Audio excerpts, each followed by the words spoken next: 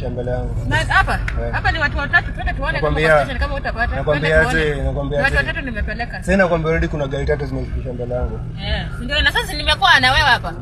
Nimekuwa na wewe hapa. Shida yako ni pesa ngapi? Unataka pesa ngapi? Yes. Unataka pesa ngapi?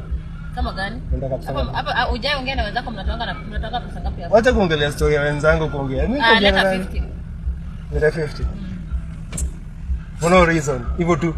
For no reason. Usilete twende. Okay, nakuulizaje? Mimi naona gari bado zinashikisha mbele yangu. Nasi wana deal na wao.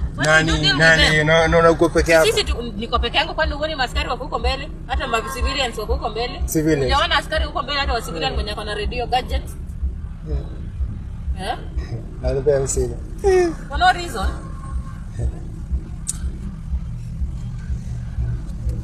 Nazoea tu barabara sawa? Nazoea? Mimi ndio mgeni kwangu. Sina mimi hapa. Kwa bebe kwa pikipiki niko na miaka 3 hapa. Sawa? Sawa tu. Wewe utazoeana na sisi tu. Mimi? Inabidi uzoeane tu na sisi. Haiwezi. Huwezi zoeana na sisi. Sisi kuna ikipigia hesabu ya nilitoa traffic hapa. Kuna wengi walifanya hivi. So itabidi aje either traffic kwa Pangani waondokee hapa, iko ni traffic kwa Pangani watukula pesa. Au baki ni nyinyi. Itabidi uende vigilance useme hivyo, sawa?